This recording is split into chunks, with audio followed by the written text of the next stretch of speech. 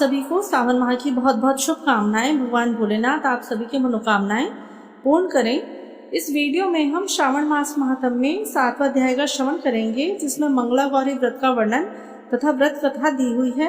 आइए अब हम श्रवण करते हैं श्रावण मास महात्म्य में 7वां अध्याय, मंगला गौरी व्रत का वर्णन तथा व्रत कथा। ईश्वर बोले, हे सनत कुमार, अब मैं अत्युत्तम भौम व्रत का वर्णन करूंगा, जिसके अनुष्ठान करने मात्र से वैधव्य नहीं होता। विवाह होने के पश्चात 5 वर्षों तक यह व्रत करना चाहिए। इसका नाम मंगला गौरी व्रत है। यह पापों का नाश करने वाला है। विवाह के पश्चात प्रथम श्रावण शुक्ल पक्ष में पहले मंगलवार को यह व्रत आरंभ करना चाहिए। केले के खंभों से सुशोभित एक पुष्प मंडल बनाना चाहिए और उसे अनेक प्रकार के फलों तथा रेशमी वस्त्रों से सजाना चाहिए।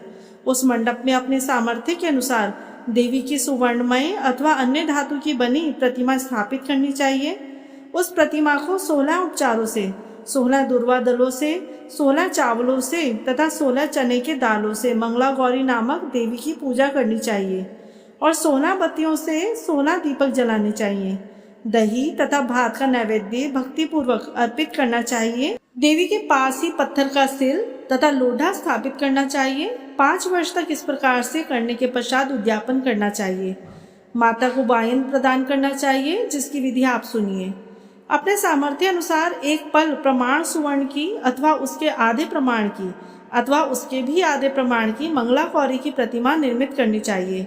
अपनी शक्ति के अनुसार स्वर्ण आदि के बने तंडुल पूरित पात्र पर वस्त्र तथा रमणीय कंचों की ओढ़नी रखकर उन दोनों के ऊपर देवी की प्रतिमा स्थापित करनी चाहिए।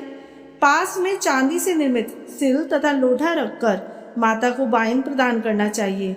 इसके बाद 16 सुवासिनियों को प्रयत्न पूर्वक भोजन कराना चाहिए। हे विप्र, इस विधि से व्रत करने पर 7 जन्मों तक सौभाग्य बना रहता है और पुत्र आदि के साथ संपदा विद्यमान रहती है। सनत कुमार बोले, सर्वप्रथम इस व्रत को किसने किया था और किसको इसका फल प्राप्त हुआ? हे शंभो, जिस तरह से मुझे इसके प्रति निष्ठा हो जाए, कृपा करके वह वैसा ही बताइए।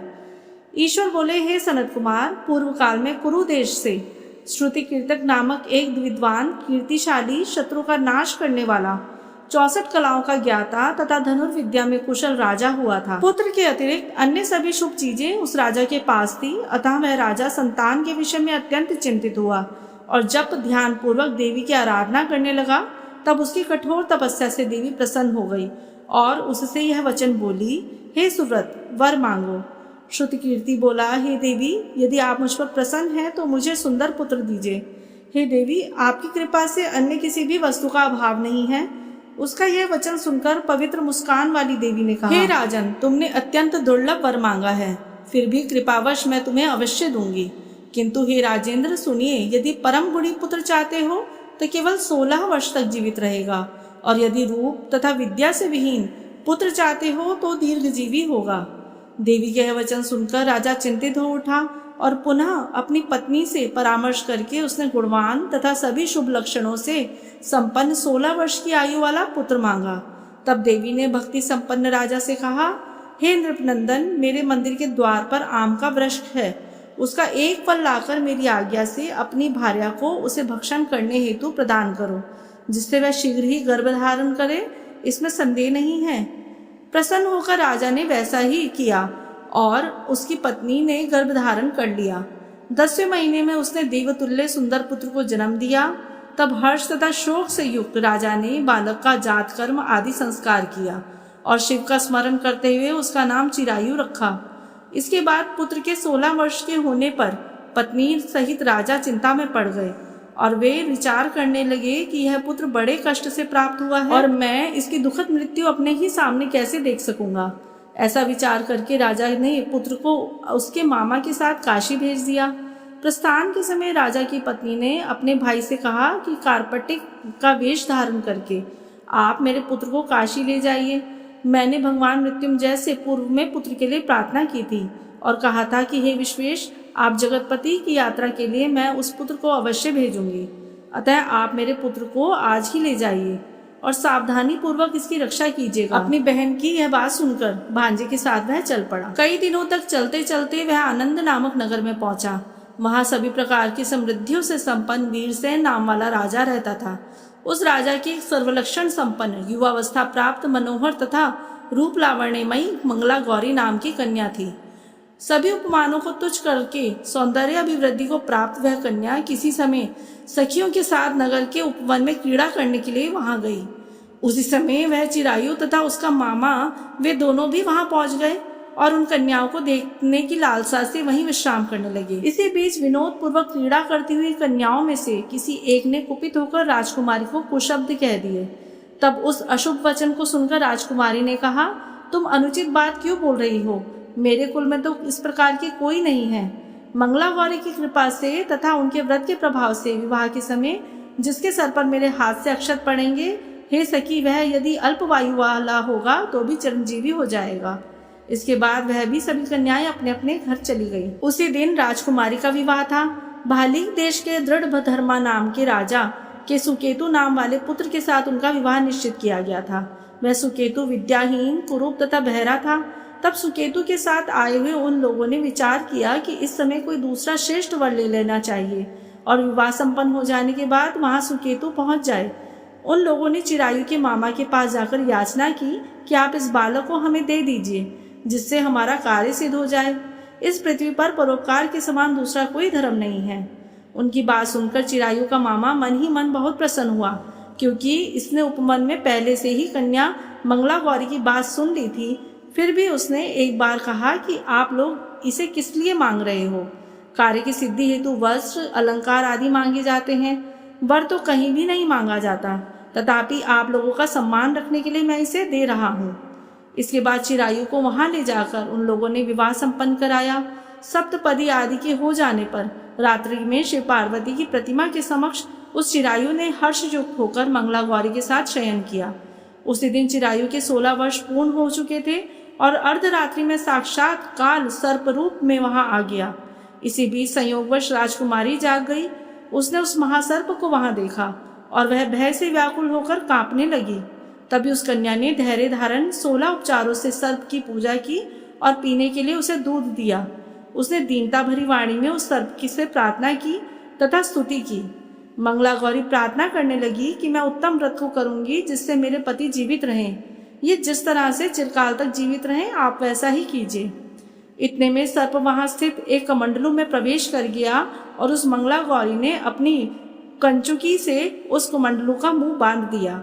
इसी बीच उसका पति अंगड़ाई लेकर जाग गया और अपनी पत्नी से बोला, हे प्रिय, मुझे भूख लगी है। तब वह अपनी माता के पास जाकर खीर, लड्डू आदि ले आई और उसके द्वारा दिए गए भोज्य पदार्थ को उसने प्रसन्न मन से खाया। भोजन के पश्चात हाथ धोते समय उसके हाथ से अंगूठी गिर पड़ी। तांबुल खाकर वह पुनः सो गया। इसके बाद मंगला गौरी कमंडलों को फेंकने के लिए जाने लगी। विधि की कैसी गति है कि उस कमंडलों में से बाहर की ओर जगमग करती हुई हार कांति देखकर वह आश्चर्यचकित हो गई। घट में स्थित उस हार को अपने कंठ में धारण कर लिया। इसके बाद कुछ रात शेष रहते ही चिरायु का मामा आकर उसे ले गया। इसके बाद वर पक्ष के लोग सुकेतु को वहां ले आए। उसे देख मंगला गौरी ने कहा, यह मेरा पति नहीं है। तब उन सभी ने उससे कहा, हे शुभे, तुम ये क्या बोल रही हो? यहाँ तुम्हारा कोई परिचायक हो तो उसे हम लोगों को बताओ। मंगला गौरी बोली, जिसने रात्रि में 9 रत्नों से बनी अंगूठी दी है, उसकी उंगली में इसे डालकर परिचायक निशानी देख ले। मेरे पति ने रात्रि में मुझे जो हार दिया था उसके रत्नों का समुदाय कैसा है, इस बात को यह बताए। यह तो कोई अन्य ही है। इसके अतिरिक्त रात्रि में आम सींचते समय उसका पैर कुमकुम से लिप्त हो गया था। वह मेरी जांघ पर अब भी विद्यमान है। उसे आप लोग शीघ्र देख लें। रात में ही परस्पर भाषण तथा भोजन आदि जो कुछ किया गया था उसे भी यह बता दे, तब मैं निश्चय ही यह मेरा पति होगा ऐसा कहूंगी। इस प्रकार उसका वचन सुनकर सभी ठीक है कहने लगे, किंतु जब एक भी बात ना मिली तब सभी ने सुकेतु को उसके पति होने से निषिद्ध कर दिया और वर पक्ष वाले जिस तरह से आए थे उसी तरह से चले गए। उसके बाद अपने वंश को बढ़ाने वाले महान यश संपन्न तथा परम मनस्वी मंगला गौरी के पिता ने अन्न पान आदि का सत्र चलाया। उन्होंने वर पक्ष का वृतांत कानो कान सुन लिया कि स्वरूप से कुरूप होने के कारण लोगों के द्वारा किसी अन्य को वर के रूप में आदर पूर्वक लाया गया था। तब उन्होंने अपनी कन्या को पर्दे के भीतर बिठा दिया। उसके बाद 1 वर्ष बीतने पर यात्रा करके चिरायु अपने मामा के साथ यह देखने आया कि विवाह के बाद वहाँ क्या हुआ है। तब उसे गवाश के भीतर से देखकर वह मंगला गौरी अत्यंत प्रसन्न हुई और माता पिता से बोली कि मेरे पति आ गए हैं। राजा ने अपने सुहर्जनों को बुलाकर पूर्व में कहे गए सभी परिचायकों को निशानी को देकर मन मुस्कान वाली अपनी कन्या चिरायु को सौंप दी। राजा ने शिष्ट जनों के साथ लेकर विवाह का उत्सव कराया। इसके बाद राजा वीरसेन ने वस्त्र, आभूषण आदि, सेना, घोड़े, रथ और अन्य सभी सामग्रियां देकर उन्हें विदा किया। उसके बाद कुल को आनंदित करने वाला वह चिरायु पत्नी तथा मामा को साथ लेकर सेना के साथ अपने नगर पहुंचा। लोगों के मुख से उसे आया हुआ सुनकर उसके माता पिता को विश्वास नहीं हुआ। उन्होंने सोचा कि प्रारब्ध अन्यथा कैसे हो सकता है। इतने में वह अपने माता पिता के पास आ गया और स्नेह से परिपूर्ण वह चिरायु भक्ति पूर्वक उनके चरणों में गिर पड़ा। तब अपने पुत्र का मस्तक सूंघकर उन दोनों ने परम आनंद प्राप्त किया। पुत्र वधू मंगला गौरी ने भी सास ससुर को प्रणाम किया। तब सास उसे अपनी गोद में बिठाकर सारा वृत्तांत शीघ्रता पूर्वक पूछने लगी। हे महामुनि, तब पुत्र वधू ने भी मंगला गौरी के उत्तम व्रत महात्म्य तथा जो कुछ घटित हुआ था वह सब वृत्तांत बताया। हे सनत कुमार, मैंने आपसे इस मंगला गौरी व्रत का वर्णन कर दिया। जो कोई भी इसका श्रवण करता है या जो इसे कहता है उसके सभी मनोरथ पूर्ण हो जाते हैं, इसमें संदेह नहीं है। सूत जी कहते हैं, हे ऋषियों, इस प्रकार शिव जी ने सनत कुमार को यह मंगला गौरी व्रत बताया और उन्होंने सभी कार्यों को पूर्ण करने वाले इस व्रत को सुनकर महान आनंद प्राप्त किया। इस प्रकार श्री स्कंद पुराण के अंतर्गत ईश्वर सनत कुमार संवाद में श्रावण मास माहात्म्य में मंगला गौरी व्रत कथन नामक 7वां अध्याय संपूर्ण हुआ। ओम नमः शिवाय।